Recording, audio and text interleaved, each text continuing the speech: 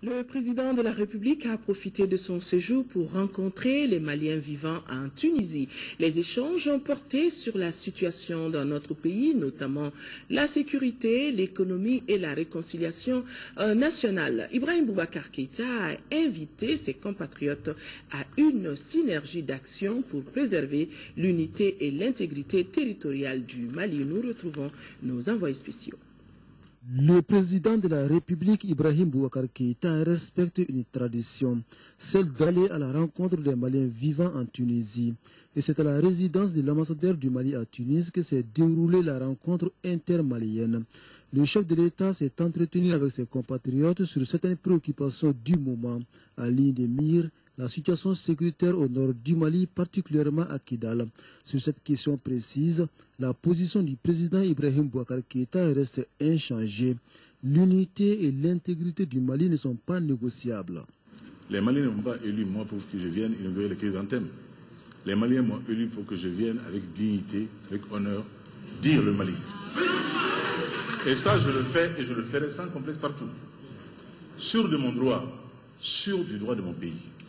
Je pense que vraiment le temps est venu pour que notre pays soit remis dans son droit, qui est que son intégrité territoriale ne souffre d'aucune espèce d'amputation. Et il n'y en aura pas, Inch'Allah.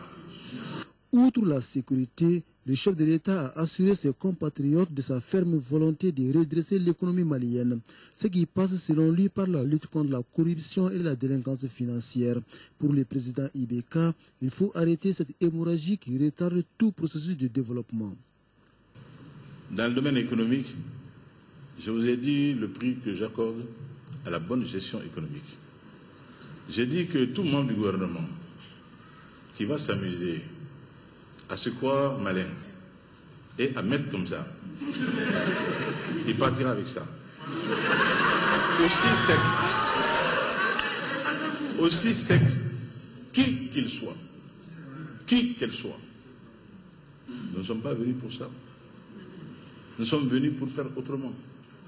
Je ne surprendrai personne. Je dis comment il faudra faire. Nous, nous avons remis au dos. C'est tout. Après une crise profonde de 2012, l'heure est venue pour les Maliens de se donner la main et de regarder dans la même direction pour la bonne marche du pays. Un autre message du président de la République lancé à ses compatriotes.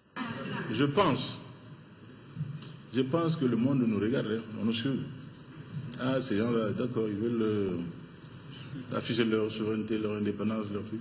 Ben, on va les voir à l'œuvre. On nous verra à l'œuvre, et brillamment, Inch'Allah. Nous ne faillirons pas. Nous n'avons pas le droit de le faire quand nous avons cette jeunesse fabuleuse qui croit en le Mali, ce n'est pas pour le Mali, et qui veut être du monde de demain. Pas de manière mièvre, rasant les murs, mais à la manière des gens de dignité, debout dans le vent, fiers, allant tout droit, n'ont pas le droit de mériter. Les jeunes, je vous dis, battez-vous pour le Mali demain. Cette rencontre du président de la République a été appréciée par les Maliens vivant en Tunisie. Nos compatriotes entendent soutenir le chef de l'État dans son combat pour un nouveau Mali, un Mali de paix sécurisé et réconcilié avec lui-même.